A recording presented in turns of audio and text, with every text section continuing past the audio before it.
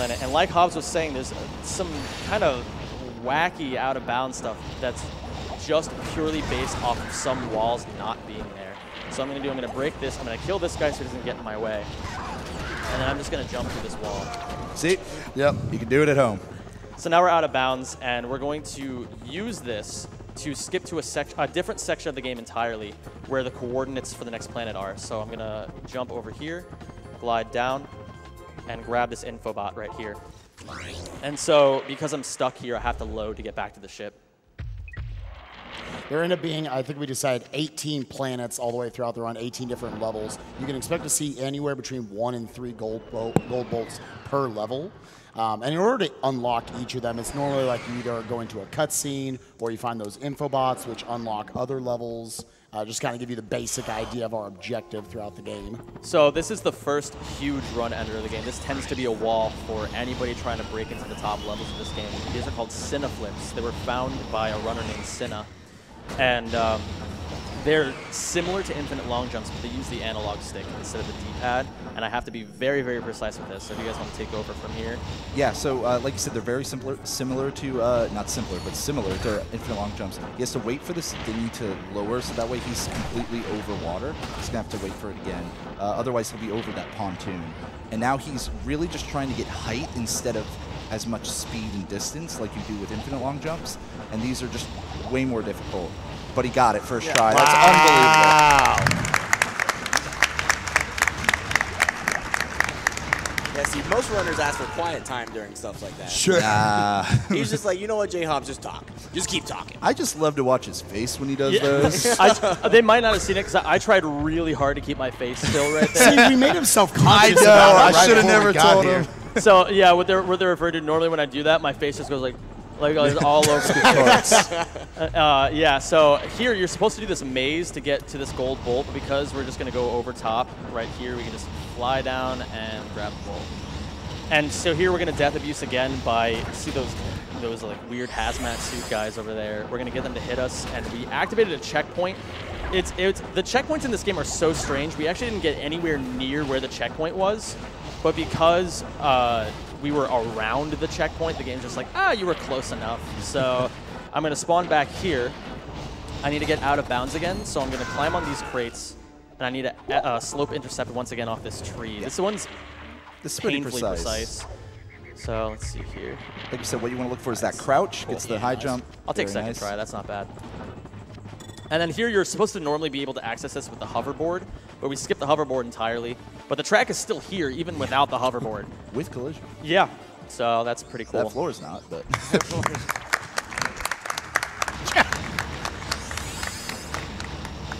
Again, just for everything they were able to do with this game graphically and you know, everything they got in here, they just kind of cut some corners, you could say. And though we are playing this on the PS3, which is for a PAL PS3 exclusive glitch later in the run, at the very end of it, we'll explain that when we get to it.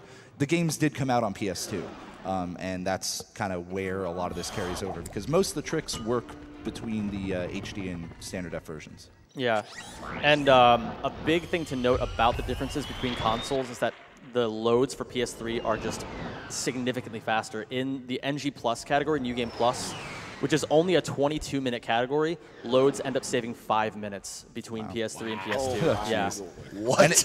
And it's like the opposite by the third game, so it's kind of weird. All right, some more infinite long jumps because, again, you can see the mud. Go ahead. Yeah. And coming up here, you're actually going to see a pretty cool trick called Ghost Ratchet. Love this. So basically, he's going to trick the game into thinking he's dying. He's going to go around this slope real quick. Get up here around it. Yeah, and I need to collect some bolts here. Yeah, I need to have, the next one is 2,000 by the end of the next planet. So I'm just going to be collecting some bolts here and there. So you see he's going to grab this, he's going to drop into the mud, and then save himself at the last second. The game thinks he's dead right now, which does this. It allows me to just walk through walls. Yep. So. Yeah. That's the one, like, out of bounds kind of thing where, all right, that one's not quite as easy. Right. You can't just long jump through the wall. But if you make the game think you're dead, you can. It is important to know a little subtle detail. He's actually kind of jumping over, like jumping into each of these like clips, because the floor still has a little bit of collision with Ratchet, so you wouldn't be able just to walk into each of these, so he does have to jump over each of them. It's kind of a little quirk about it. For whatever reason, you have a 10,000 frame counter that is just going down, which is, in other words, 2.5 minutes. And now this whole flower on stage. This whole planet is based around this fortress that he's just going to be making his way into now. There's the boss. There's a lava boost. We're done with the plan.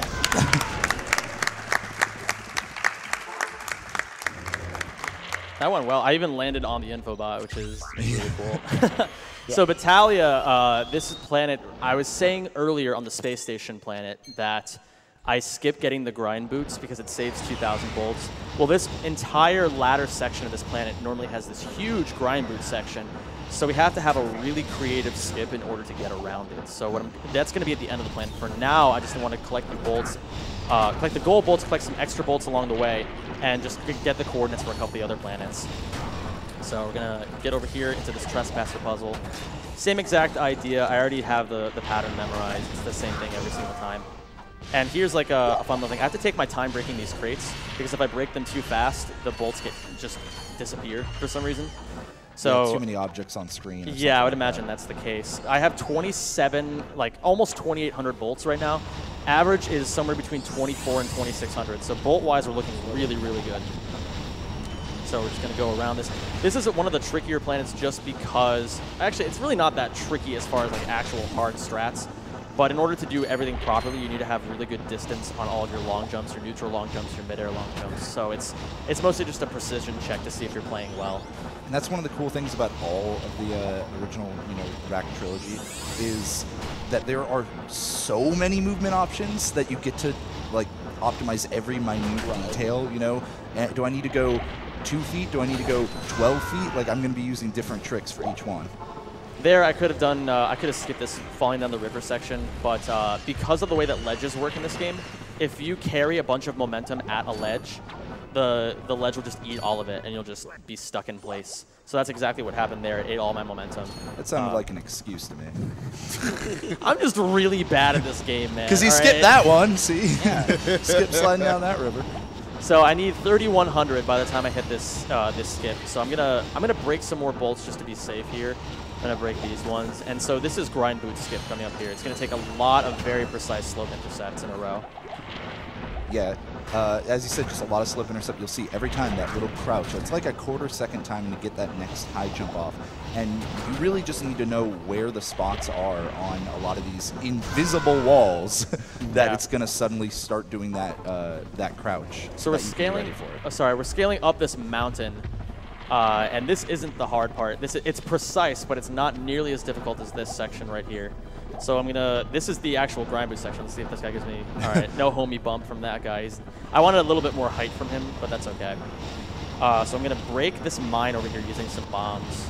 Okay, one of them hit. And now we're going to do the same exact thing we did on Blarg and glide up this rail. If I fall off, there's no salvaging this, I'm just dead. So I need to be very careful here. And again, grind boots, not only are they high bolt costs in a run that's very limited on bolts, they're also just pretty slow when you're grinding. So he really just kind of wants to avoid them altogether. All right, so a fun little trick right here, ground infinite long jumps. I'm going to infinite long jump up this slope. All right, yeah, there we go.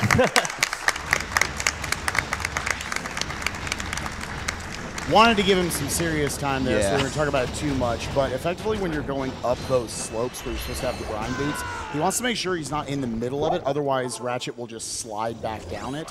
And he also wants to make sure he's not too far off of it, so he needs to kind of stay on that edge. Sorry to cut you off. We need to explain the tree. The tree. Oh, yeah. So the tree.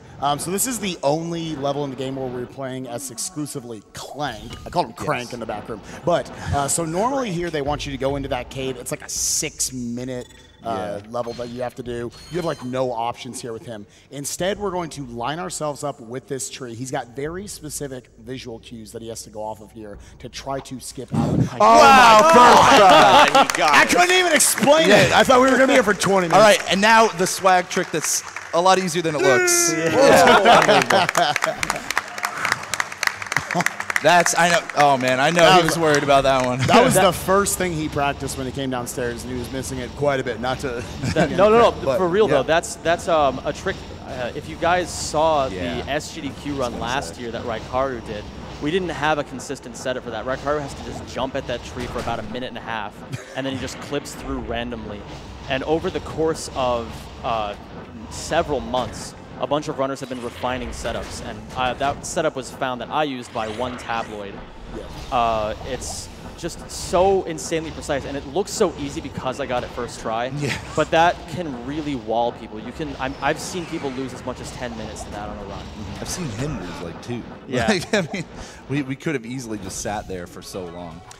Yeah, he has to get much more creative just with what his visual cues are on the wall, because that tree, which you think he'd be utilizing, it's swaying back and forth the entire time. So he has to use like stuff on the back wall and just looking at Clank himself. We're going to move on to some more slope intercept here. Just climb our way. And again, most of the objective for a lot of these planets is I'm going to go get one item, or I'm going to go get some coordinates, and then that'll allow me to use that item and use those coordinates on the next planet. This is probably the best time to do a donation reading, just because we're going to have a couple minutes where it's the same stuff we've been doing. Just obviously there's going to be some cool out-of-bounds stuff that I'm going to be doing, but you can pretty much grasp what I'm doing just by looking at it. So let's get some donations in. Alrighty, we have an anonymous $50 donation. Says, hey Zem, Tab and GF here. Hope you have a great run. Good luck with Orcs on 1 and the incredibly optimal Guild Battalia strat. Shoutouts to Nano Hollow guys. And we have the Writing Scribe with $50 saying, hey Zem, Scribe here and thought this was the most deserving time to give my donation. Been watching for a few years and thought it was time to send in a donation of my own. Good luck on the run, hype for the business chickens on Kalibo 3, but seriously, kill the animals. Fair enough. I just love any time you do any of these momentum preservations into a lava boost. Right. Because it's like, it's when you can really see how fast he's been going out of bounds. It doesn't really, you can't really tell always. Sure. And also, wait, hold on. I just want to say, guys, thanks for the good luck. I appreciate that. No, the first person who donated Tab was the person I shouted out who found that setup. So, and yeah, you can, just one quick thing about this, and then we can get back in a couple donation readings. There's a big invisible wall here that I have to get over, so I'm going to slope intercept right here and get over top of it. All right, cool. Now we can get the gold bolt. All right, yeah, so that's all I had to say about this planet. The next planet is, it's a bit of an auto-scroller for a few minutes, so like I said, we can get back into some donation readings as we're going there. It has a very, very cool trick that we're going to explain, though, so after a couple donations, we'll get into explaining that. So, yeah, you can go for it. Lincolnito donates $20 and says, hey Zem, Lincolnito here. Awesome to see you back at GDQ to show again what a Lombax can be capable of. Shoutouts to all the Rack Pack, and if you see Drek, give him a sick burn and send him my regards. Adam Cake donates $250 and says, thanks for hosting this great event. Sorry I couldn't be there in person this time, but I still want to wish Zem the best of luck. Sorry Zem, I don't have the $1 million you asked for, but I hope this will do. I told it, he was a big Ocean Man craze on my stream one time. He asked how much for me to sing that during the run. I told him $1 million. So. All right, yeah, you can continue with a couple more if you want. The Ultra Nerd donates $50 and says, absolutely head to donate during the Ratchet and Clank and Jak 2 runs. Love these games so much and all the stuff these amazing runners do. Donation goes to the level 1 Sephiroth fight for Kingdom Hearts 2. Good choice. And Ranunculus Acris donates $20 and says, I wanted to donate towards Nessum Dormos, but that incentive was already met days ago. I guess we'll have to go to Zem's choice now. Good luck and have fun. What is your choice, Zem? My choice is the level 1 Lingering Will fight in Kingdom Hearts 2. It's a really, really sick fight. The boss battle is just so cool. So that's my recommendation for people if you want to throw money somewhere. So to note, you've kind of been seeing him kill all these fish all over the place. It's not doing it just for bolts, although it is a nice benefit. It's actually an escort mission. He needs to get the boat driver all the way across. The guy, yeah. Actually, if you guys have FFZ, I think my FFZ is linked to the channel right now. If you want to spam the guy, that'd be more than appreciated. We don't know what his name is. Like, none of the runners, he has a name. We just don't know what it is. So we just call him the guy. And also, everybody rides boats on top of a windshield, right? Yeah. Absolutely. Just look at this guy, though. Like, He's the guy. He's got the dad Hawaiian shirt. He's got the bling. He's got the comb over, the open-toed shoes. It's like a super chill, incredible Yeah, Hulk. like, oh my god. What left is there to say about this stunning creature?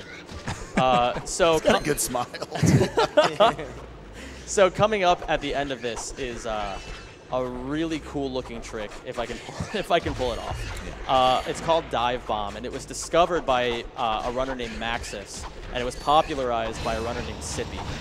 And so the way it works is that there was a gold bolt earlier in the run, or earlier in the level, but I just skipped it. We normally get it by doing some more slope intercepts up a waterfall, but there's a much cooler and a little bit faster strat. It's just a lot more dangerous. So He doesn't care that it's faster. Oh, He just likes it. It's just so cool looking. Okay, so I'm going to group all these fish together. I got to kind of be careful. I only have 4 health, and the checkpoint's way back at the beginning of the level. So if I die here, it's just I look like an idiot. And by grouping all those guys together, it allowed him to conserve his bomb ammo a little bit. Yeah, he actually does kind of pay attention to his ammo the entire run because ammo costs money, and sometimes you get ammo refills for free, so you want to maximize that. But we're almost done with this escort mission here, and we're going to be picking up another upgrade for Clank right after this. In fact, he's going to try to clip through a door to just save a couple seconds. Here, we'll see. Nope. No. That's okay. Still believe. Oh, I got I got through. Okay, so I got through the door, which is great. But then when the guy gets to the button, he activates the cutscene and it warps me back here. So it didn't even matter. So. But yeah, so he got the thruster pack upgrade for Clank, which we'll talk about later because there's a ship going on. Yeah, there's 4 of these like kind of snake-like ships that he's gonna have to take out each of the different pieces of it. There are also these chests that could have missiles in it, which are denoted on the left side of the screen by those green little markers. He wants to make sure he doesn't kill all 4 of them, all of the snake parts, because he wants to leave a little bit alive, because then we're going to hopefully be able to get this swag gold bolt. Yeah, and he already left the one alive, so we should be good there. So we'll be coming up pretty soon. He's going to do a wide sweeping motion here, and then this is way more precise than you would think. Yeah, he's going to dive bomb right at this gold bolt cutscene, and hopefully, yeah! And we still get the entire cutscene of it. It's great. Yeah. And the Nice. the ship just disappears as soon as as soon as you finish out the mission. So Yeah, if I wanted to, I could just ride along in that weird state where Ratchet's just on top of the ship for as long as I wanted. Maybe just stay up there. It's really funny looking.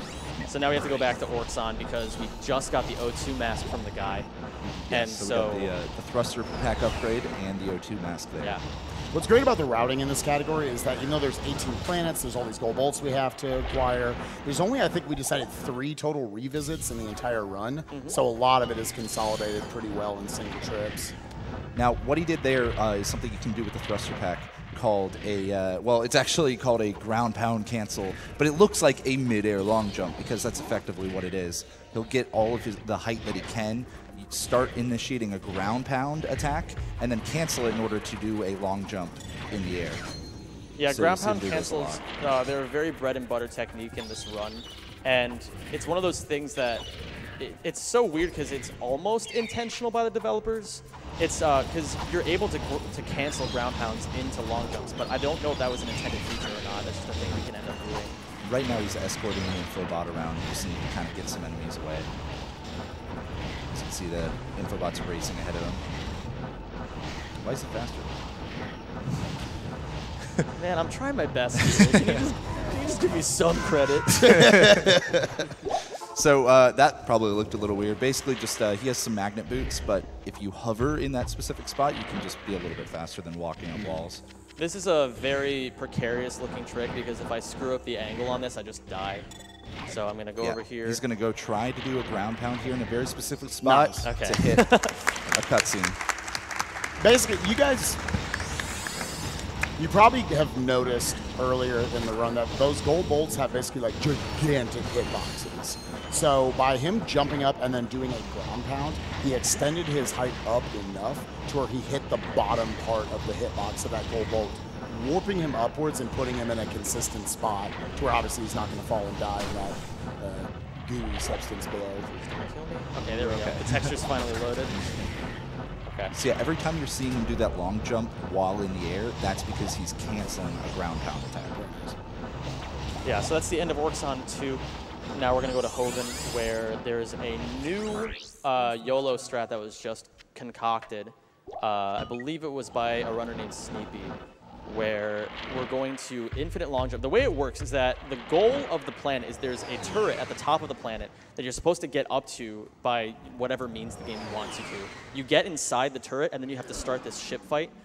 But if you are underneath the turret, the game doesn't check your Y coordinate, so it assumes that if you're in the correct position along the X and Z axis, that you must have clearly gotten up to the turret, so the game just up-warps you into the turret. So I'm going to try to do it like the super YOLO way at first, and then I'll do the baby YOLO strats. Kind of similar to hitting those gold bolt cutscenes instead of like grabbing the bolt itself.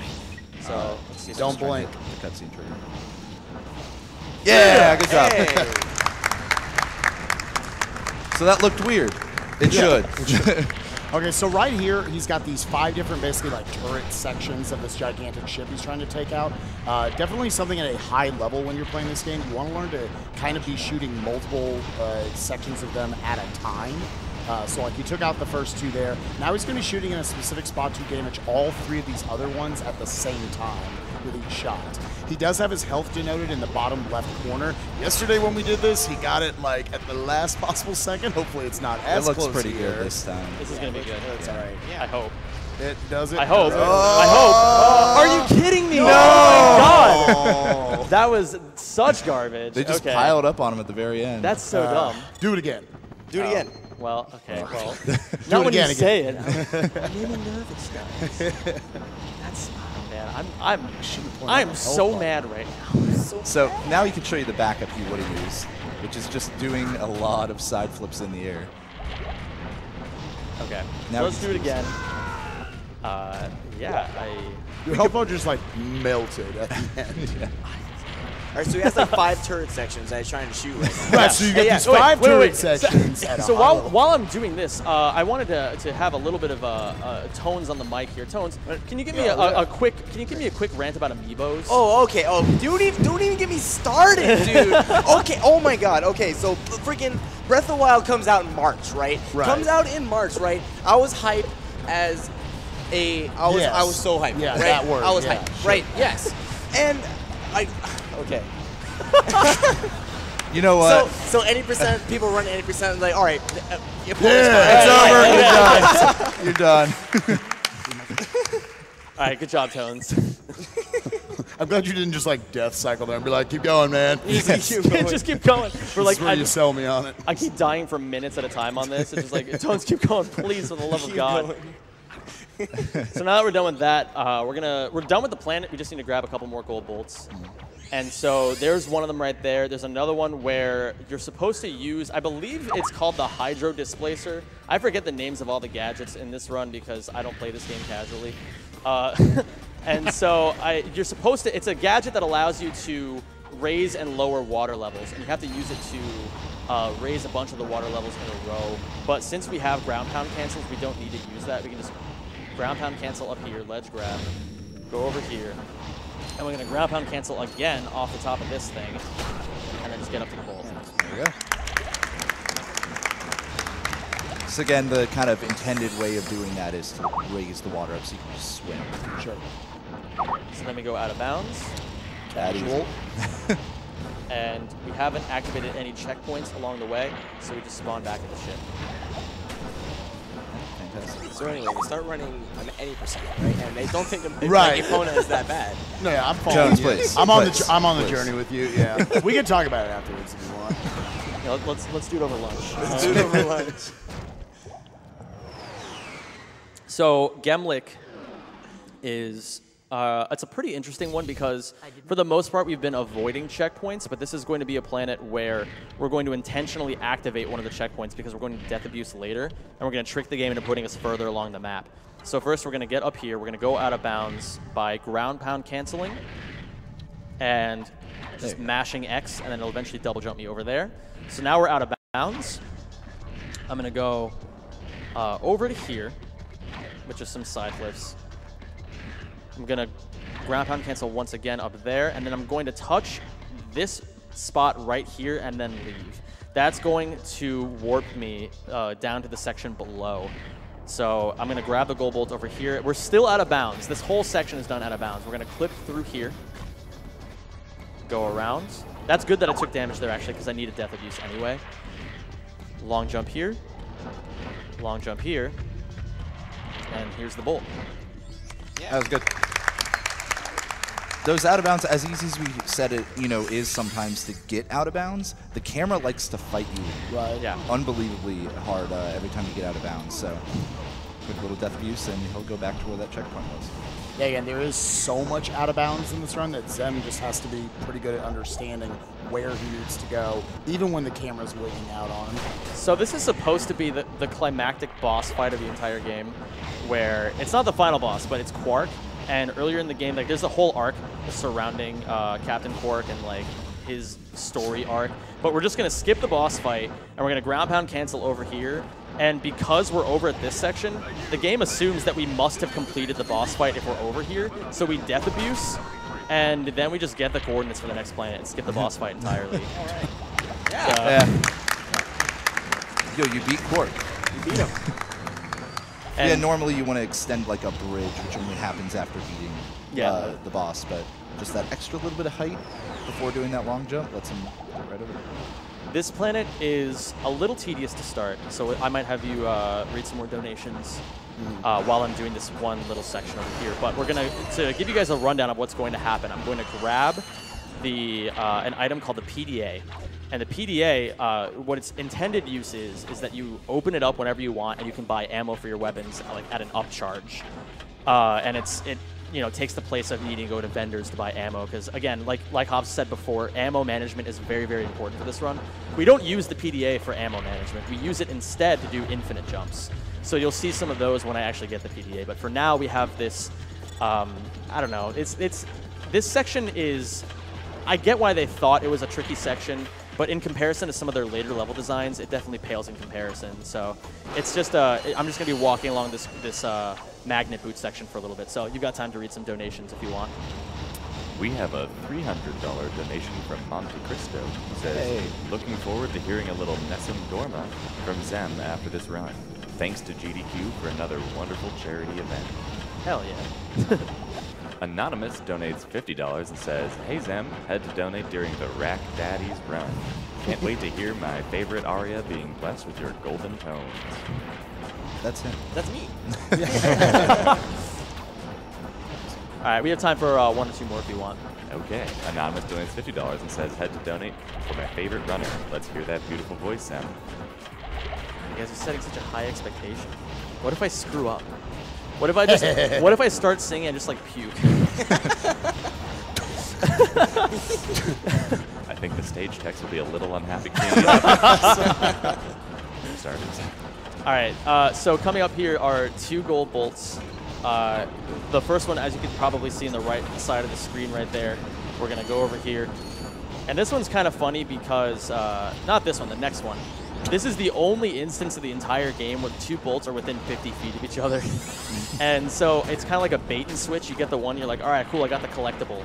And then, you don't realize that all you have to do is ledge grab over here and then just keep going.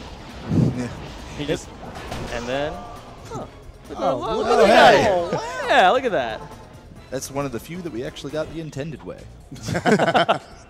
Yeah, the reason, if anyone's wondering why Clank isn't with us, it's because, I guess, in the story, like, there's lightning on this planet, he a robot, he don't want to be here, so... He a good boy, we got to protect him at all costs, so we keep him out of the lightning storm. So here we're buying the PDA, and I'm good on bolts, so I don't need to collect those crates. Normally those are some backup crates right there.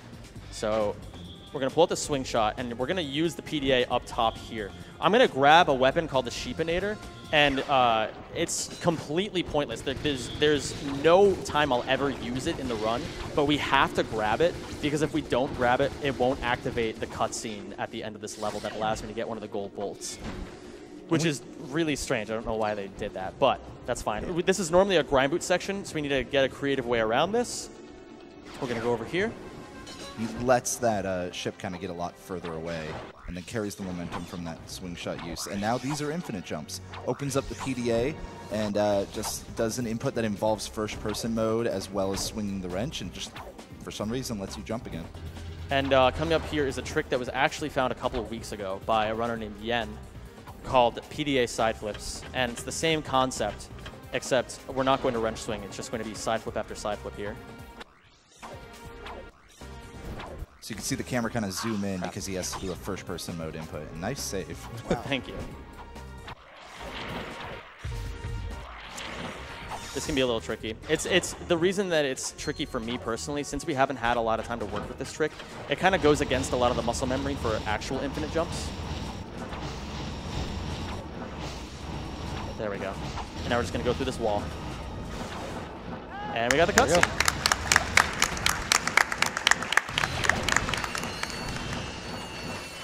So what is the next bolt count you're looking for at this point?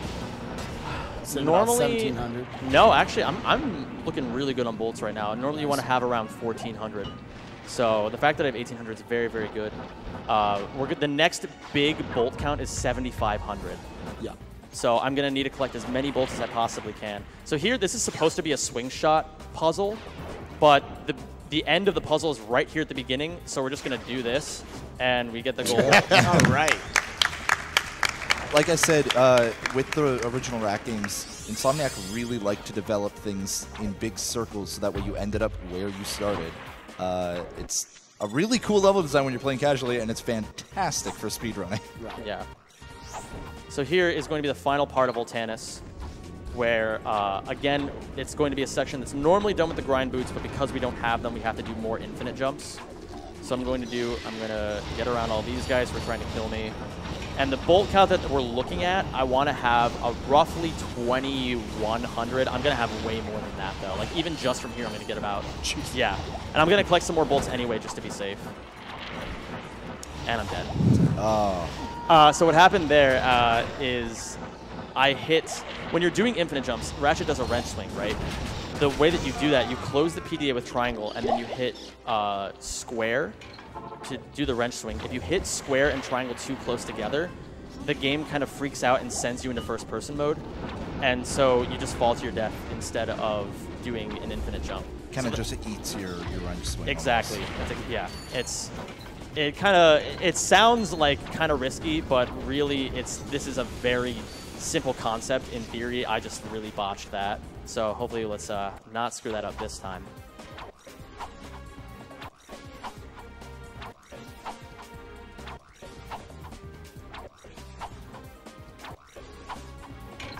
All right, there we go. First try. And the other thing is that your double jump really doesn't give you very much height at all. And since we don't have plank, we don't have access to that high jump. So that's really where infinite jumps can sometimes mess up one, you can't recover. Yeah. The double jump height in this game is very paltry in comparison to the double jump height in other games. And so I actually wasn't paying attention to anything you said, so if I repeat anything, I'm so sorry. The double jump height, you actually, for every infinite jump, you lose height. So you need to have the appropriate distance. So we're done with Voltanis. We're going on to Quar 2, which is one of my personal favorite planets because it kind of culminates every single trick that we've already done. It has Ghost Ratchet. It has infinite long jumps. It has a new tech, PDA glides. And it just like a lot of the other planets, the end of the planet is at the very beginning. So the first thing we're going to do, there's this slide that you see off in the distance there. Yeah, off to the right there. We're going to go up this slide, and it's going to take us to the end of the level. So we're going to go up here, pull up a swing shot. We got the same concept as we talked about before. See, that goes to show you right there. He's just a little bit right and actually kind of on that slide. It'll bring him back down. There we go. Doing that long jump is really precise. And it just saves a little bit of time. But yeah, now he's just riding on that corner. Made it up the slide.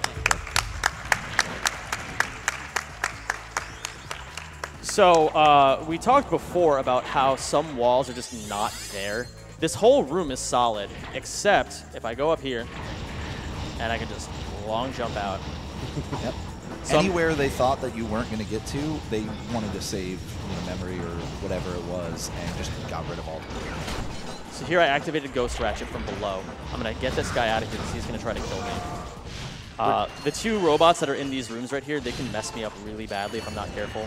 So I'm just going to have to be careful. Ghost Ratchet is where the game thinks he's dead, and for some reason allows him to walk through walls. Yeah, he can still, as you can see, interact, get hit, and hit other like enemies and such, but just walls don't have collision. But again, you do notice that he has to sort of like jump over each wall in a way. Like the ground will still have collision for whatever reason. Cool trick right here. Well, let me just avoid this guy's laser.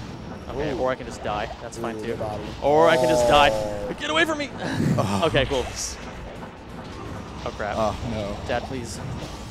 Okay. Okay, that's fine. Well, that's whatever. Well, I try to be like, yo guys, like here's the cool moment, and then it ended up just biting me in the butt. So that's fine.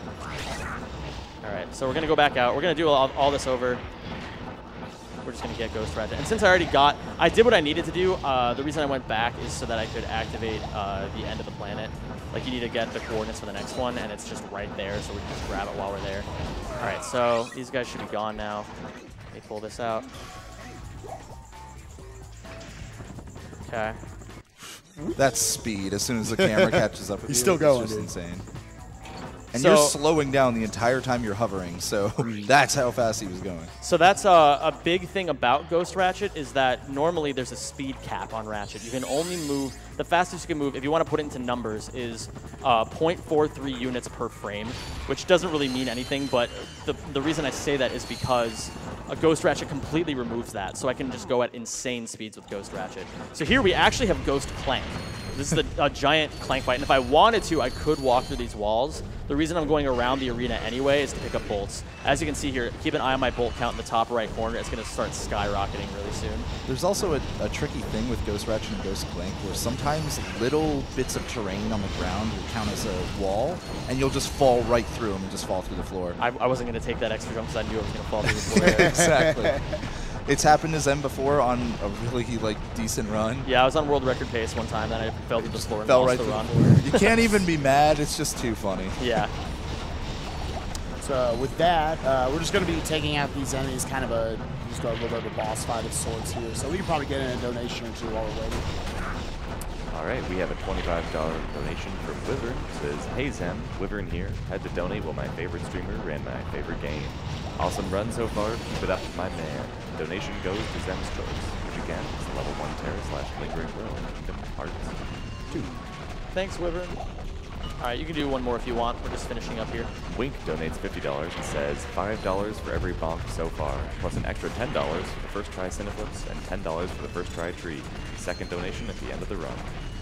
Thanks, Wink. Thank you kindly, sir. You got first try Tree in Yeah, this run. I was I going did, to say yeah. the same thing. Like, you remember when you did that? That was cool. That's wild. The rest of this run can go like completely down the toilet, and I don't even care anymore. All right, so we're coming up. Actually, speaking of going down the toilet, we're going to be going to Drex Fleet now, which has in my opinion, the hardest skip in the game. Some people would argue Cineflips are harder, the crazy like infinite long jump that I did at the water planet. But I say this is the hardest because it's so insanely precise. I have to do 3 things in a row that are, like, if I'm even the tiniest bit off, the trick just will not work. So that comes at the end of this planet. For now, we're just going to be going through this whole fleet. I'm going to be collecting a whole bunch of bolts. This is, yeah, there's just going to be a big section of ship after ship after ship that I have to go through. The only tricky part about this particular section is if I really screw up somewhere and die, there's very few checkpoints throughout this planet, so it'll just take me back to the very beginning, and I'll lose a bunch of time, but that's not really a big deal. I don't really think I'm going to die. And now that I've said that, I'm going to die about 6 times. Right. So for bolts, I normally want to have about 6,100 by the time I'm done with that particular part. I'm well over bolted, but I'm going to keep going anyway just because, I mean, a lot Still can a go couple wrong. more purchases. Exactly. Yeah, so there's the 7,500 he's looking to buy, which you can almost afford, and then one final 2,500 that he needs to spend after that. Yeah, so the 7,500 one is going to be at the end of this section right here. It's going to be the decoy clip, or the decoy glove, sorry. We use it for decoy clips, and the intended use of the decoy glove is you throw out like this blow-up doll of Ratchet, and the enemies attack the doll instead of you. But we use it for in the context of the run, we use it for wall clipping. And on PS2, and all PS2 versions of the OG trilogy, clips are significantly easier. But because we have to just accommodate, like we have to run this on PS3, the loads are just too long on PS2 to even be competitive. We have to just deal with the really precise clips. So I almost have 7,500. We're going to do a cheeky little clip right here, where I'm going to stand on these crates, do a ground pound down to here, get myself in the right spot, clip through the wall, and I died because I'm an idiot. It's okay, there's a checkpoint, so that's You fine. said there is no checkpoint. There's a checkpoint here, okay? What do you want from me? Okay, jeez. Tones, I love you, I'm sorry. All right, so there we go. Didn't die that There time. it is. Heck yeah. Okay, yeah, and Yeah. okay. All right, yeah, you know what? Take, Yeah. I'll take it. Yeah, it was good. I'll take what I can get this run. So the reason that I died there, it wasn't because of like, even though it ate my wrench input, I could have salvaged it, but because I went underneath the ship, the floor of the ship exists. And so it wouldn't have let me back inside the ship. I would have just been floating around for a while. So now we have, I want to get about 8,000 bolts here. Okay, great. That's perfect. I'll take a hit there. That's fine. We kind of want to have more than 1 health here because clipping functions differently on 1 health than it does on 2, 3, or 4 health. So now that we're done, we have the coordinates for the last planet. We're going to go back here, and we are going to buy the decoy glove.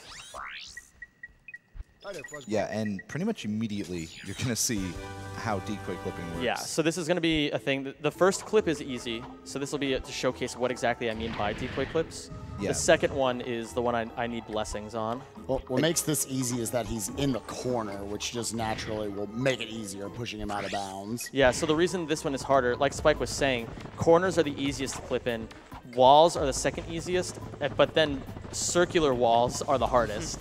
So They're just awful. And look what we have here. We have a circular wall. So I'm going to set up using very precise visual cues. I'm going to try to set this up. And this is the run ender of the category. Yeah. I've seen people lose, like, again, just like Orcs on 1, like, at least with Orcs on 1, it's like a little bit the game's fault, like, because of how stupid precise the trick is. Like, if you're just jumping over and over, like, the game just won't let you through. But, oh my god. Oh, no way, dude! Oh, God. No way you just did that. Oh my gosh! No way you just did that. Are you kidding me? So, Literally like 5-10 minutes at a time yesterday he was showing us that trick. he has 18 ammo for the decoy clip. He got down to 2 the other day. Oh and he got my down to like God. 11 or Yeah. 10 in the practice room right before this. Why couldn't I get this on a good run? Yeah, we have a saying, there's no such thing as a good run until you get past Rex Fleet. It's one of those tricks that even like somebody as good as the second place runner, I saw him on a PB pace by 5 minutes. He lost all of his time to that clip, and then he just like quit the run. He was like, I never want to play this again. Yeah, it was kind of important to know. Well, actually, just go for it. Yeah, so this one, this is going to be, this whole planet, this is Novalis Revisited. The reason we have to come back here is because we need the decoy glove to do these clips. And so these clips are significantly easier than Drex Fleet, but they're still a little tricky. I need to just make sure I have precise angles for these. This one's pretty lenient, and of course I screw it up because I said it was lenient. So let me just, please get me out of this madness. The other one. Yeah, I was first gonna say, try. I don't even care, dude. You could be here for like 5 minutes on this one. Okay, cool. There you go. So this one coming up is the hard one of the planet, but because of the Clip Master Prince Vortex came up with a consistent setup, I'm going to be using his setup here. So let's see if I can actually get this without too much trouble. Tyler. Yeah, shoutouts to Tyler. He was my All Go Bolts coach in the months prepping for this, and like he was great at knowing what I was doing wrong, but he was so bad at explaining what I was doing wrong. Like he'd just be like, "Yo, Zem, your lines suck here," and I was just like, "Okay, well, what do I do better?" He's like, "Just go faster. Like you need to just like." Man. So Good constructive criticism. But yeah, so I got that's the last gold bolt of this planet. There is a clip that I could do here, but since I want to gather a couple more bolts, I'm going to go over here and let these slimy things kill me. So I'm going to hit them. They drop some bolts when you break the first big guy. So now I'm at 13. That's great. That's exactly where I want to be bolt-wise. The last number he's looking for is 2,500, and then we're done with bolts. Yeah. So now we're going on to the second to the last planet, which is Kalibo 3, which it's basically just infinite jumps to the planet where I'm just going to be infinite jumping to one spot, then infinite jumping to another spot. If I die at any point, it's a huge time loss because I'm not getting any checkpoints along the way. So it's just going to be a matter of me not screwing up the inputs like I did a couple of times in the run already. So all I got to do is just play better, man. Yeah. Like, I got to channel my inner vortex. Zen, how about you just like don't play like garbage? So we're doing ground pound cancels, which again we're doing the ground pound input of double jump R1, and then we can cancel the ground pound into a long jump by pressing X again. So that's what I'm doing here. As you can see, Ratchet goes like badoom, like that. That's a ground pound cancel. So coming up is my favorite room of the game. We have a very particular name for this room, which I probably am not supposed to say over the air. But, but you know, there's bound to be people watching from my chat, so if you just want to go ahead and spam that, you're more than welcome to. Channel your inner Twitch chat.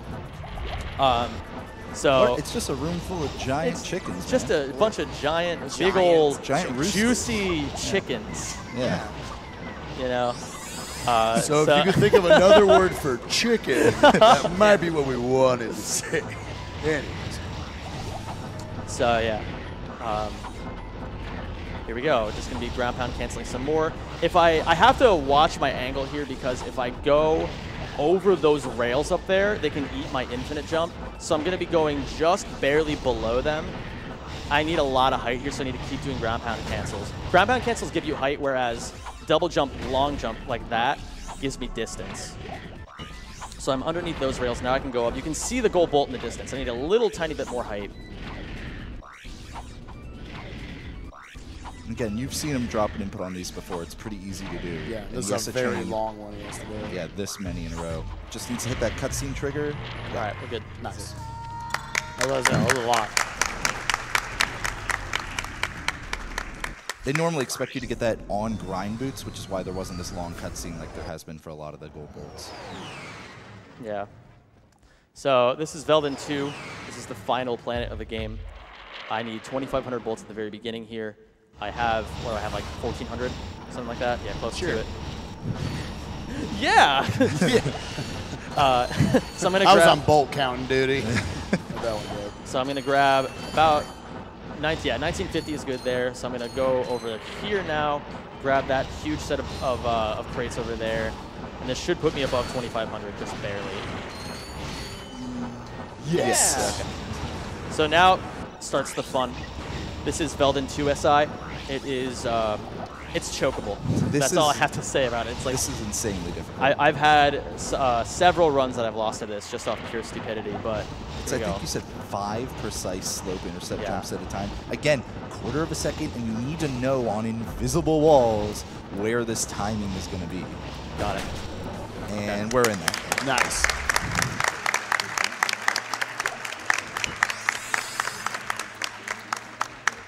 So now we need to grab 2 more gold bolts along the way here. And we need ghost ratchets. So we've been trying to think, fun fact about the other categories in this game, every other category, so any percent and New Game Plus, they skip the swing shot entirely. That's a new thing that's happened, especially for any percent. Which again is that tool right there. But we need it in all gold bolts to get ghost ratchet, so we're trying to theory craft ways you can go around skipping the swing shot. But we can't think of anything, especially for this planet, because you'll see up ahead that I just need to go through a barrier. Like the button to the barrier is on the other side. So we're trying to figure out ways to get around it, but it's not really looking that great right now. At least a speedy method to do it. So that's bolt number 39. Number 40, which is the last one, is going to be up here ahead. So we're going to be going up here. Probably do a quick bolt check. Just to 2551, that's more than enough. No, I meant the gold bolts at the end. Okay, yeah. Yeah, we will be doing a check at the end. It. Just to show you guys. So that's the barrier I'm talking about. The button's on the other side. So we don't, I don't even remember how you're supposed to do this casually. There's probably some, like help in knowing that, but yeah, I don't know. So that's that. Now it's time for the final boss fight. We're going to go back over here. We got this checkpoint, which is very useful because it's going to be right by the boss fight. We're going to skip an entire section of the boss fight. And so the reason that I need 2,500 bolts is because it's a PAL PS3 exclusive glitch Can you save it? I can save this. So, hold on, let me just do this real quick. Yeah, so he's having to do infinite jumps with the high jump here because he just Nice. lost his speed. It's good recovery. But yeah, where he's going with that is he's going to buy the Pyrocitor right here, which is basically a flamethrower. And for some reason, when they took the 50 Hertz PS2 PAL version of the game and converted it to 60 Hertz for the PS3 version, they kind of broke the Pyrocitor. Normally, it's this flamethrower that will hit, you know, every few frames, a couple times a second or whatever. Now it hits every single frame. Yeah, so you're going to see his if I can actually get to him, his health bar is just going to melt. So we're going to do this. This is the final boss fight, remember. And you'll see how quickly phase 1 ends. Bam! All right. Done. There's one phase. And thank you. Anybody who's ever played this game casually, especially in the any % run, where you don't have all the powered, like the crazy OP weapons, can tell you exactly how arduous and tedious this boss fight can be, because his health bar is just gigantic. So the fact that we have a weapon that can damage him on every single frame is so incredibly useful. That glitch was found by, he donated earlier, Lincolnito. He found it just completely accidentally. He had a run that was like on its deathbed, and he just bought the Pyrocitor just because. Phase 2. Phase 2. He bought the Pyrocitor just because, and there's a video, because he's in French, he's just like swearing up and down in French, he's like, oh my god, like how did I, like, he had no idea what happened. And so that was the discovery of the Pyrocitor glitch. And so this is the final section up here. There's a timer that's going to tick down from 30, I believe. And I'm going to try to hit him before it hits 0. There's a button right there. If I screw up, I can hit that button to save myself. But I'm going to try to one-cycle him here. You got this. I believe. Yeah, you got this. Give me one bomb, cycle. please. We don't need that button at all. Doom bots, I hate you. He gave me bad RNG, but it's okay. I can still work with this. So again, he needs to be close range for that flamethrower to work. So. Yeah, I need to be right up in his face. It doesn't work unless I'm directly against him. Yeah, if this hits 0, we're done. Oh, we're close. 10. We're getting there. We got it. Come on. Come on. There we go. Yeah! Time has come up very soon. And time is up in 3, 2, 1, time. Woo! Thank you. Thank you. Good stuff.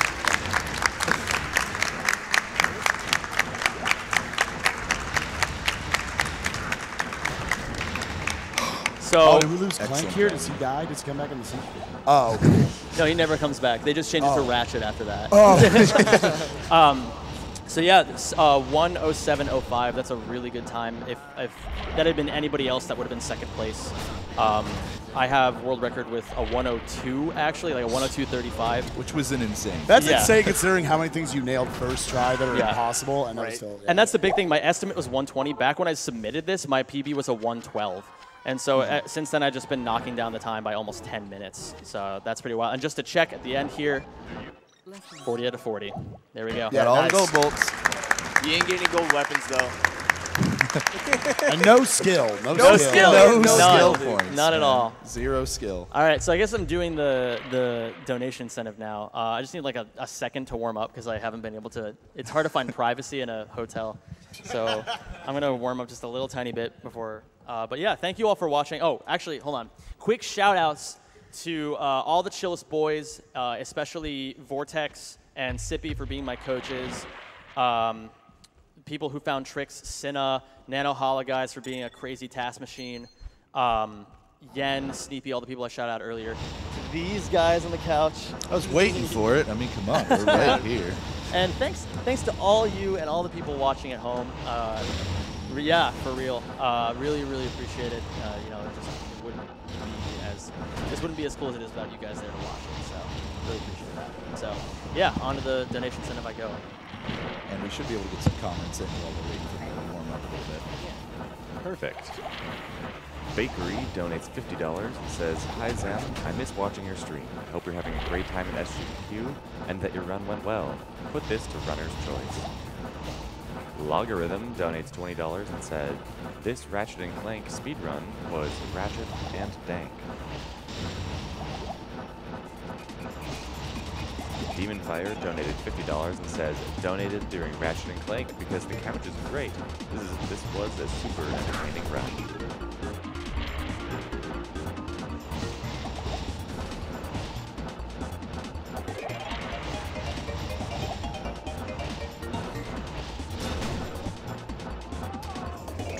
Juice donates $50 and says, woke up just in time to watch some of the first game I ever played get broken wide open. Been watching these events for a few years. Love seeing these games run for a good cause. Good with the run. Anonymous donated $50 and said, had to donate during my favorite game growing up. Insane to see something that took me so many hours to be completely destroyed. And now it looks like, oh, no, water first.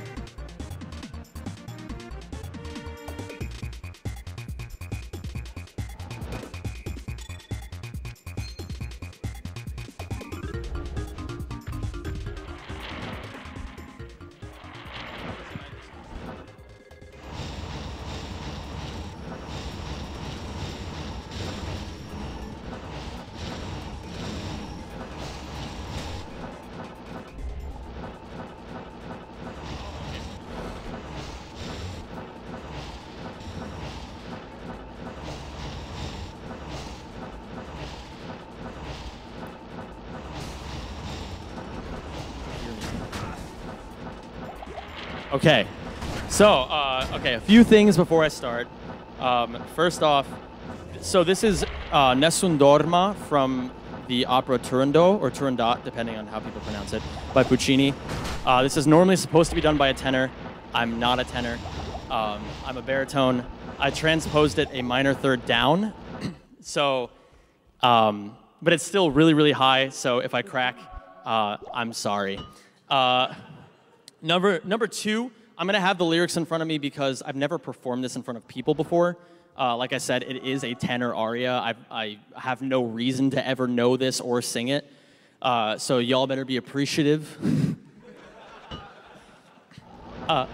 Thank you. Thank you.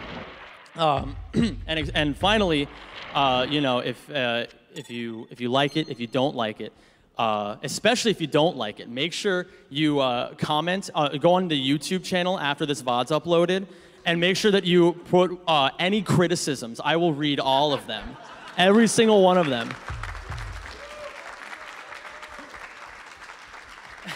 Every single time I always do one of these, I always check. There's always one dude who's like, yeah, well, you know what, like, this guy isn't really that good, and like, I'm just like, oh, his breathing patterns are all off. I'm like, are you kidding me? What do you want? So anyway, that being said, here is Nessun Dorma.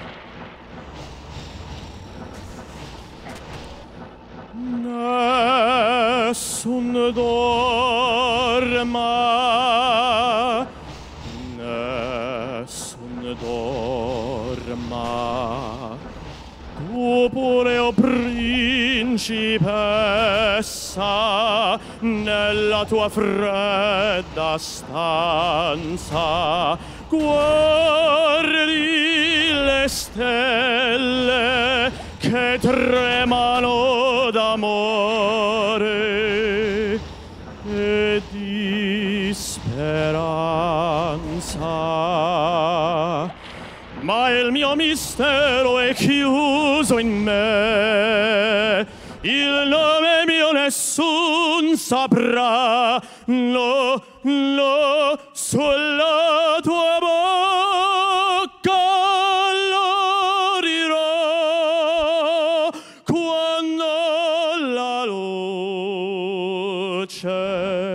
splenderà ed il mio bacio scioglierà il silenzio che ti fa mia. Ti leggo notte tramontate stelle, tramontate stelle, all'alba vincerò,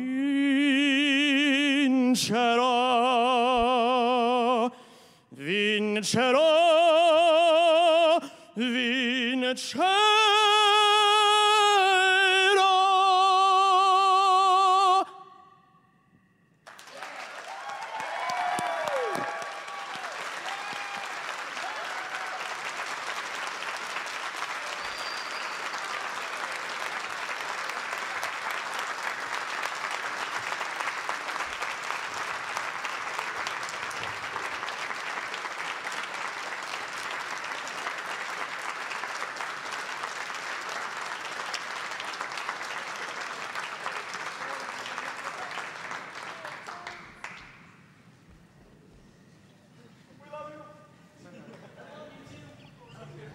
That was Nessun.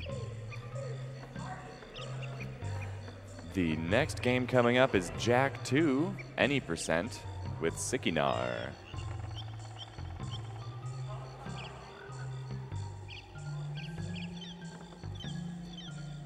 We have a $100 donation from Helpry, who says, love this event and watch every year. Good luck to all the runners, and shout out to my wonderful fiance Lauren, who makes watching this even more fun. Also, who's that cool guy on the mic, Winky Face? Well, my name is Extra Toppings, and I'm a little worried that you don't know who I am, considering I'm the best man in your wedding, Helpry. Blank Sal donates $100 and says, I love you. This donation also goes to Bare Necessities for the Kingdom Hearts 2 songs.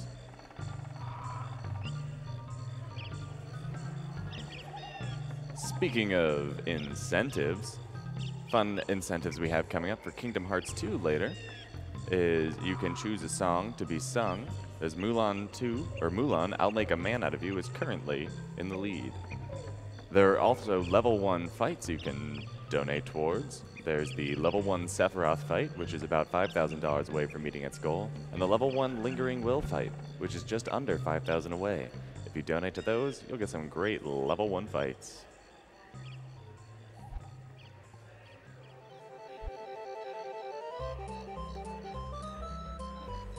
Allison L donates $25 and says, SGDQ makes going into work way too hard.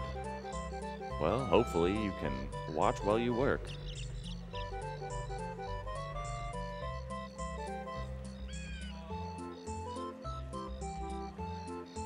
Neil100 donated $50 and says, after watching GDQs for the past few years, I'm delighted to be able to make my first ever donation, while one of my favorite childhood games is desecrated by one of my favorite runners.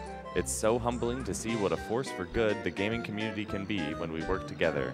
Thanks to everyone involved for all their hard work this week, and Doctors Without Borders for saving lives. Speaking of which, save the animals.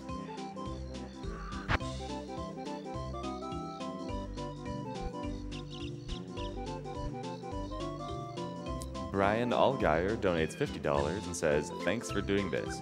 It's great to see Ratchet & Clank played for such a great cause and in a way we never would have imagined when we made the game 15 years ago. What an impressive speedrun. Congrats.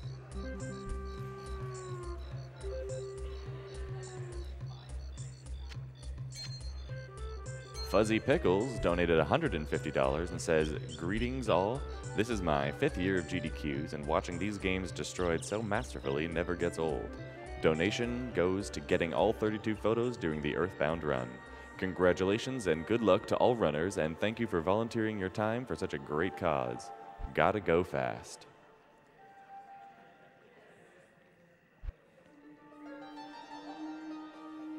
Kanye West donated $150 and says, I may forget where I put the remote sometimes, but I've never forgotten where all the gold bolts are.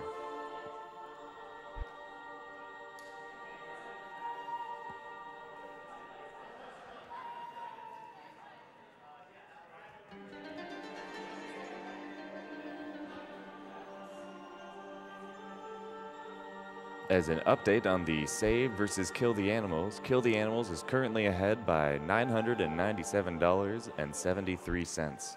So for only $997.74, you can put Save the Animals in the lead. Get donating if you want those animals to live.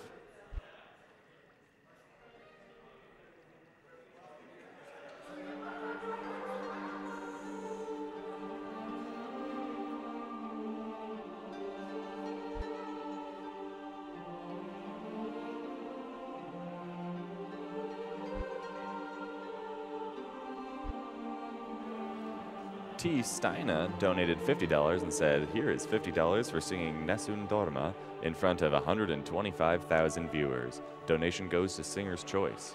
The Singer's Choice was, of course, the level 1 Lingering Will fight in Kingdom Hearts 2. Gary187 donated $25 and says, I have been enjoying AGDQ and SGDQ for a couple of years now. Now I finally have some money to donate. Good luck to all the runners, and thank you for the great times. And thank you, Gary, for your donation.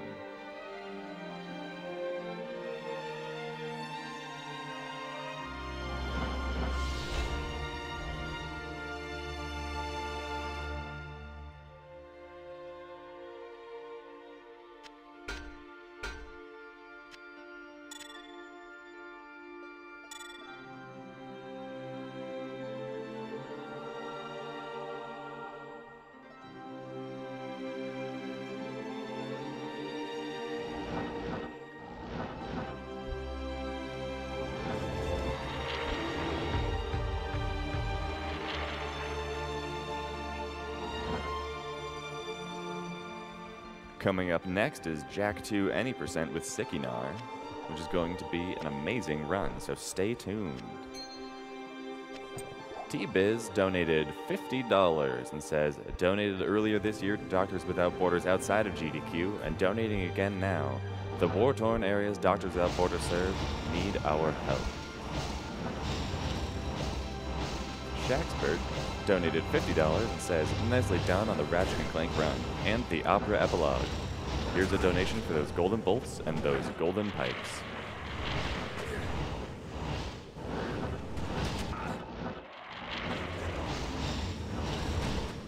Dara Nillen donates $50 and says, that performance of Nessun Dorma was fantastic. Love watching everyone show off their talents, speedrunning and otherwise, at these events.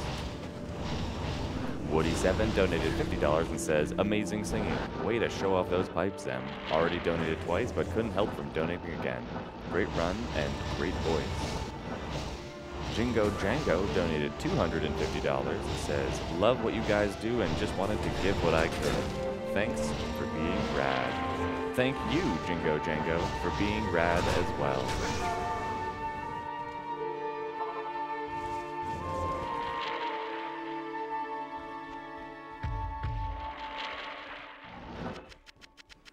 Jackie Singer donates $100 and says, super hyped for the Shadow of the Colossus run coming up soon. I'm watching while I work and it'll be the perfect way to round out the day. Glad that I can finally donate and participate along with everyone. Let's see that Kingdom Hearts 2 Level 1 Sephiroth fight. After Jack 2 is when that Shadow of the Colossus run will be. After that, there will be Marathon Infinity. We've got a wonderful day stacked up for you today, so be sure to stay tuned all day long.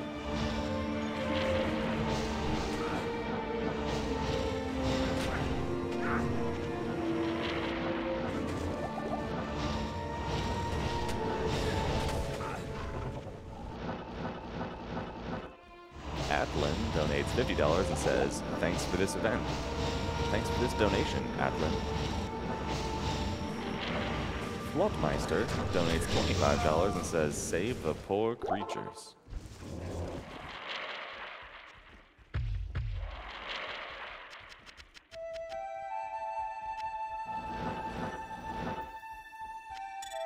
Impossible.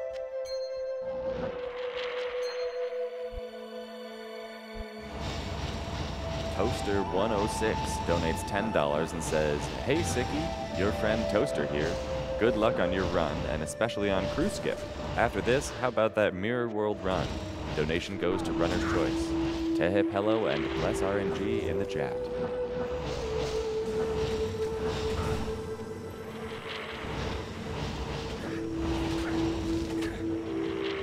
Lance Charleston donates $20 and says, beautiful singing back there, 10 out of 10.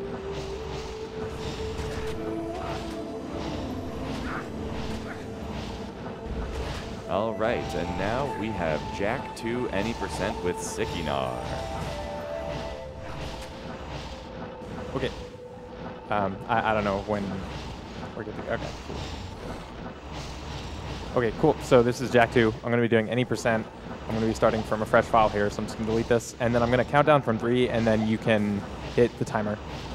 So I'm just going to start here. It's going to start making a fresh save file. I'm using a memory card for this, just in case I have to reset and re-enter. I'm going to start while watching a cutscene. I'm going to skip it, and I'm going to go 3, 2, 1, go. Okay. So this is the beginning of the game. It's much more reminiscent of the first one than any other part of the game because it's very like parkour heavy. There's about a minute's worth of just really straightforward rolling and jumping. I'm going to probably not talk right now just because this part is really input heavy. If you duck before you jump, you'll go higher. You'll need a high jump to reach the top of this ledge, Jack. Dodge, Jack. There's going to be a thing called a boosted, which is a cool little trick here. I'm going to wait for the cycle here. That wasn't a great RNG cycle, but that's what I wanted to do. That just kind of saves like 5 seconds because there's like a little roundabout that, because of the way the physics works, punching and uppercutting is like really broken in this game, and we're going to exploit that a lot more later too. Yeah, the gist of this game is that it's a sequel of the first one, and it is a lot darker. It's kind of like a gritty reboot kind of thing, which as a kid I thought that was like the coolest thing ever. I just go from like happy running and jumping to like you'll see right now. There's like cars. It's like this crazy city. It's all the future. So that's Escape. You want that to be about under a minute if you can. My personal best is like 58 seconds. I'm going to go for a little thing here. Oh, okay. I didn't get it. This weird little high jump. But this is Dark Jack. This is like what they introduced in the second game. You're this super overpowered version of yourself. We only get to use it here, unfortunately, so kind of take it all in right now. He's pretty cool. Right now, I'm looking for a vehicle, specifically this one. It's a zoomer. That was really good kind of random spawn chance there. You want to get a zoomer as early as possible. This game is really like GTA style, where there's like a mini-map, there's waypoints, and we're just going to go from one to the other. Although, in the first like 7 minutes of the game, we're going to break this game pretty hard. Kind of in the theme of this marathon, you'll notice walls are really vague in terms of collision and where they suggest we go. Right from the get-go, I'm going to skip 2 barriers. That's the red barrier. So naturally, we call this red barrier skip. I'm going to do that. And we can bypass it like that. That skips like pretty much like a huge part of like the requirements to unlock it, because you have to like earn your pass to this part of the city. Again, we're going to do yellow barrier skip, which is the same concept. We don't actually see the yellow barrier, but it's there. Same thing. Walls end about halfway up because they figure, there's not really a way to get up there, but there totally is. So this is probably the best zoomer RNG I've ever, you could ask for. There's 3 points where you need a good one to spawn. I got all 3 to spawn immediately. You can do some camera tricking to get it to do that. It's pretty minimal though. Usually there's one within like 50 feet. Okay, and we call this Mars Tomb Skip. So Mars Tomb is this big secret place in the game. You're not supposed to find out about 2/3 of the way into the game, which is right inside of this little area behind the statue. Using some well-timed jumps, we can just enter it like within the first 5 minutes of the game, and this brings us to about 60% completion according to our save file. I'm going to do a reset warp here because it's just faster to take the elevator. And yeah, so we're in like an all missions run. This would be about 2 hours into the game, but in any percent, it's right at the start. This door won't open normally, so we have to clip through it. That's no problem for Jack because, like I said, most of the walls just kind of end halfway up. And if you thought we were done breaking the game, we're not. I'm going to do some kind of weird little precise roll jumps here to climb. Oh, dude, nice. That setup was, I got like an immediate setup there, which is really rare from that first jump. Like you just saw, the pillars are hollow. You just kind of do a weird little spin thing and you can climb all the way up to the top. After that, there's these 2 like trials, like tests of strength that you have to do, which are these left and right tombs. We're going to solve both, or we're going to get through both unconventionally. There's a really precise roll jump here. Okay, I got it. That just brings us to this part of this tomb, which is the end after all these like little parkour puzzles. This is the only time we get to control Daxter. Well, not really, actually. This is the only time we get to do like parkour as Daxter. There's this cool chase scene. And what we thought was a boulder here is actually a big spider egg. I'm not going to skip cutscenes very fast through this because the game sometimes will get confused if you skip cutscenes too fast, and it has the chance to kind of freeze up on itself. We still really don't know why it works, but you'll get to see the first like 2 or 3 seconds of every cutscene because of that. It's also why I'm using a memory card. This part has rubber banding. I want to punch as fast as I can because he's going to keep up with me.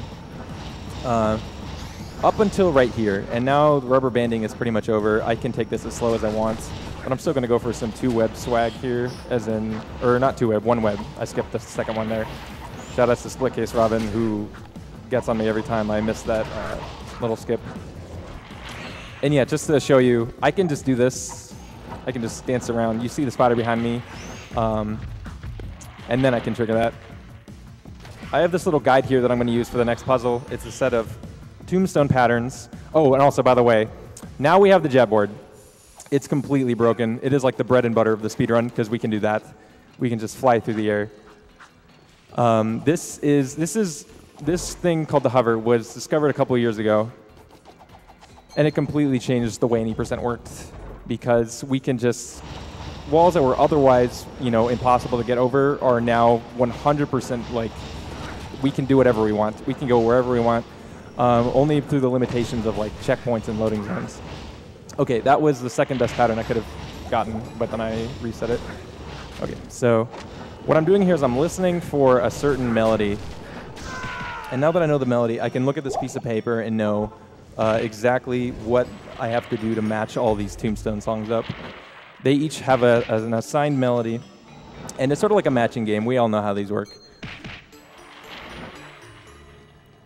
Although there's only 6 preset ones, so this seems really hard, and it's like, oh, how could you ever, get this within a few hits? There's only 6 of them, and luckily, after we get that first song, we know exactly what we're doing.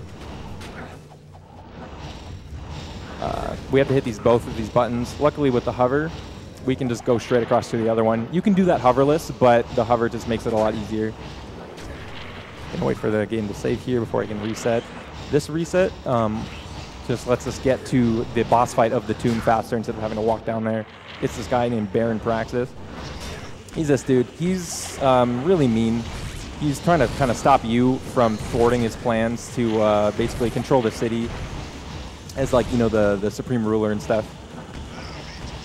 This is the most RNG heavy segment of the run, which is nice because it's within the first 8 or 7 minutes. A good practice time during a PB attempt is like 8:20 to beat him. I don't know what this is on pace on for, but yeah, it's not a big deal regardless. The RNG comes in with stuff like these spawns. You can actually get a quick cycle here instead of having him shoot twice if you can kill them fast enough, but it's totally dependent on where they spawn. And then also this phase, I'm going to try to hit him 5 times instead of 4. Look at the health bar. You can only hold 4 health here, but it's going to roll over to the next phase, which just makes the third phase way easier because that's where all the randomness happens. Where he shoots the bombs is going to be random. Okay, got it. Okay, so it kind of went up there again to the top, but now when I get a next hit, you're going to see it's going to be at half health. And that's just because, look, these bombs can literally go anywhere. That was, let's see if I can get a hit here. Ooh, no. Okay, so like I said, you just kind of have to adapt to what happens. He's going to shoot another single bomb here. And look, he's at half health, which is just nice. From here, we just have to wait. If he tries to shoot in that gap, he'll insta-shoot. Nice, which is what he did there. You kind of want to manipulate him. So that was actually a really good practice. I had 1 extra cycle in the last phase, but that's totally fine. So yeah, that's like the end of Act 2, basically, I think. And now, something I didn't really address is why I have the jet board suddenly when there was no indication that I collected it. I also have 3 of the 4 required weapons to get through the game because the way this game works, also hovering is usually faster than taking elevators, so I just do that, is that the game, when you watch cutscenes and do certain events, the game checks and says, okay, you're 60% of the way through the game. There's no reason you shouldn't have these items. So I'm just going to update your inventory and give it to you, which is really cool for Naughty Dog to do that because it just lets us just get going right away. Something that the hover makes possible here is death abuse, because basically the world is surrounded by a big empty void. So if we can access that void by doing something like hovering over a wall, we can just spawn where the game sets our spawn point, which is usually closer to where we're going, like that. That saves about 5 seconds. And those are all throughout the run. We're still finding those literally everywhere. To this day, there's just crazy new death warps. There was one I found here recently, which actually ended up being slower, but it looks pretty cool. And so it's just all the active runners are just always experimenting, seeing what we can do.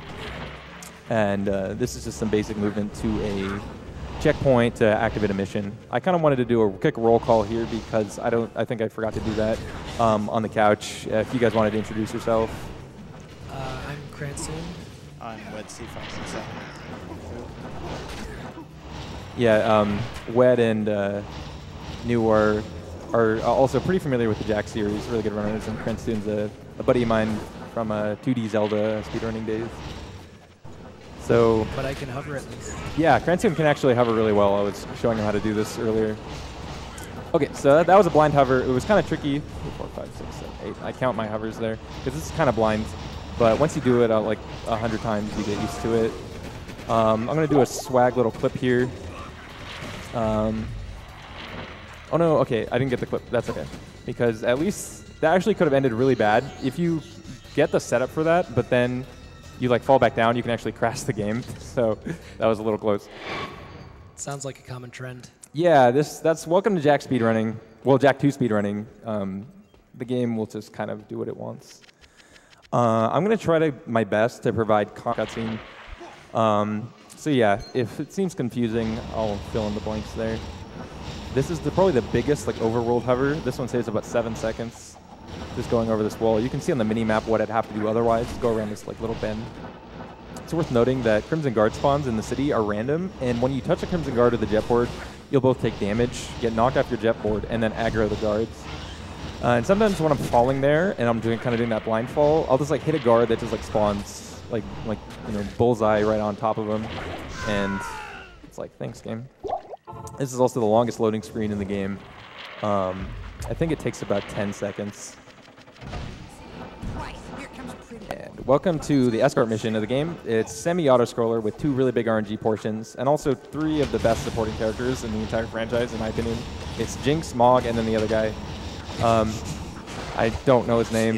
He's the guy for this game, as Zem was saying about Ratchet and Clank. So I need to activate certain text or speak triggers with Jinx early on so that it doesn't waste time later.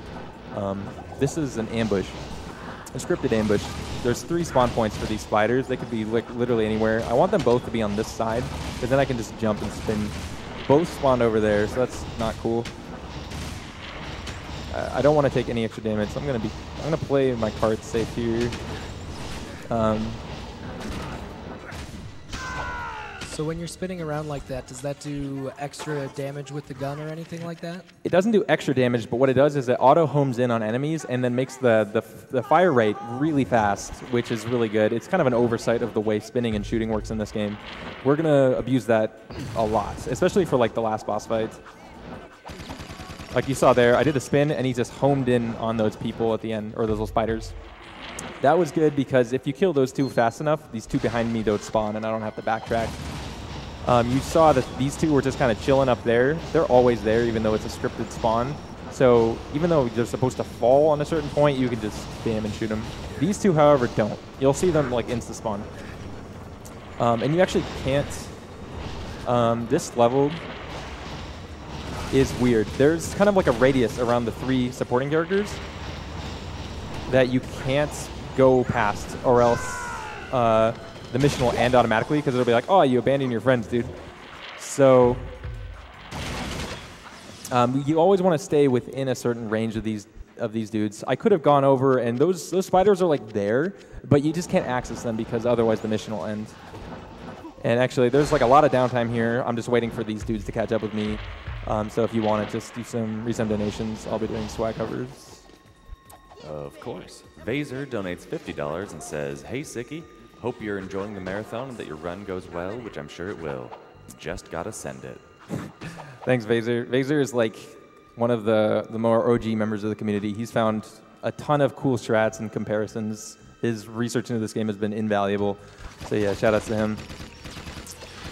We have a $5 donation that says, "Hey Sicky, it's your buddy Sloa. Just wanted to donate to ask if you remembered how jump. At least tell you remember how to roll. Good luck with the run, you're gonna do great. Money goes to runner's choice." What is your choice? We'll find out later. So this fight, the way the spiders spawn is not necessarily random. Sometimes it seems like they give you extra waves depending on what you do or how you move, which is kind of unfortunate. I really just want to micromanage the Jinx's health and all of them. Sometimes they can actually take too much damage in the mission will end. That was actually really good.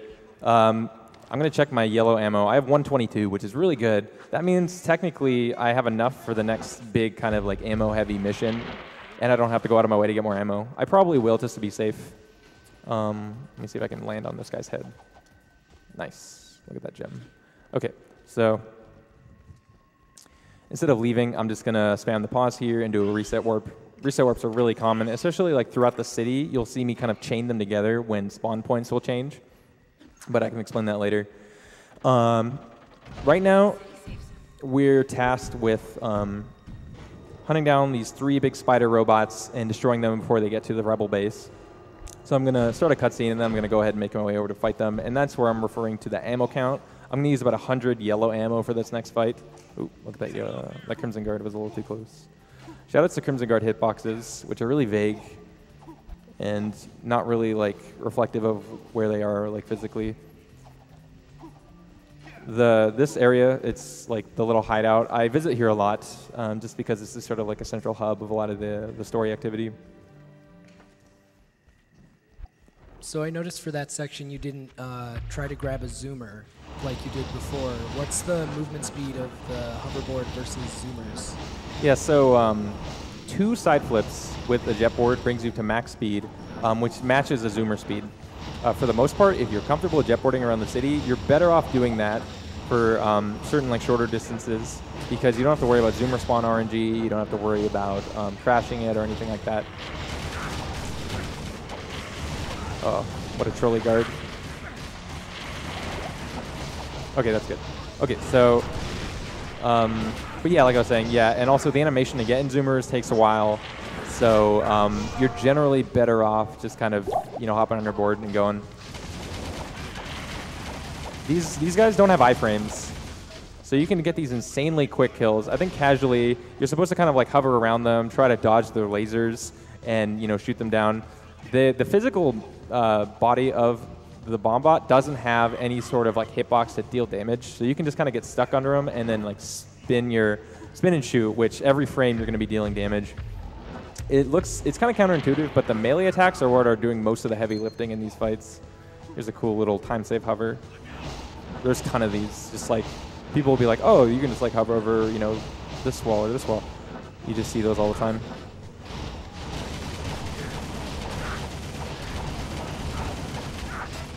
Okay, that was actually really good. Also, this is the one spot I'm going to want to zoomer spawn. So that was really lucky. The reason I want to zoomer spawn here is because the Canal District, which is this area that we do visit a lot, is not like flat ground. It's just a bunch of rivers, and getting from A to B on a jetboard is actually suboptimal for the most part. So we're just going to hop in one of these. I'm getting really... I think I've had basically perfect zoomer spawn RNG here. Driving's a little important because you have to be conscious of avoiding both pedestrians and vehicles. It's kind of part of like learning the game is getting consistent with driving. Kind of just like real life. Yeah, exactly. Also, shout-outs to Collision, or the lack thereof. That is totally free. You can try that at home. That corner is just kind of have a big hole in it when you're on a vehicle. Shout-outs to Donkey Kong 64. Yeah, we thought that game had no collision. This one kind of gives it a run for its money, I should say. This is the first of 3 races. So I'm going to explain how this race works, and then after the next few laps, you can just read donations because it's going to be the same thing more or less. I'm just going to do this little lap skip. There's a different lap skip I'm going to do for laps 2 through 4 because when you're not being bombarded by NPCs, you can kind of play a little riskier. But for now, that's about what this lap looks like.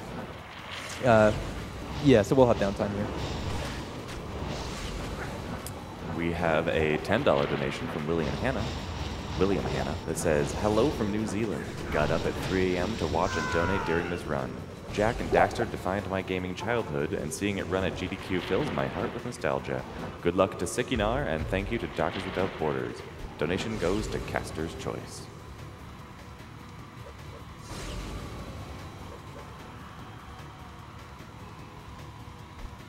Jay Pals donates $20 and says, excited to see one of my favorite games, Jack 2, get wrecked on SGDQ.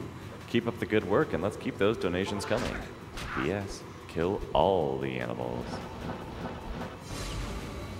So I'll just mention really quick, on lap 5, I might start lapping the NPCs. If I do that, that could cause problems, so I'm going to have to adapt to what they do.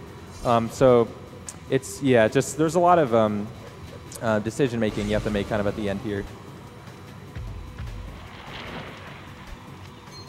Rexy donates $20 and says, good luck to Sikinar on the Jack 2 run. It's my favorite PS2 game of all time, and it'll be so amazing to see how he'd break it. As Baron Praxis would say, sacrifice for your city. And most importantly, sacrifice for those frames. Donation goes to Sikinar's choice. So like you saw there at the end, I was being kind of crowded by NPCs. You have to kind of learn to weave through them. They can steal your boosts, they can crash into walls and blow up, and then thereby blowing you up. They're huge trolls. I've lost some really fantastic runs to just kind of stuff that you can't really do anything about. Okay, I'm going to try to hover up to this card.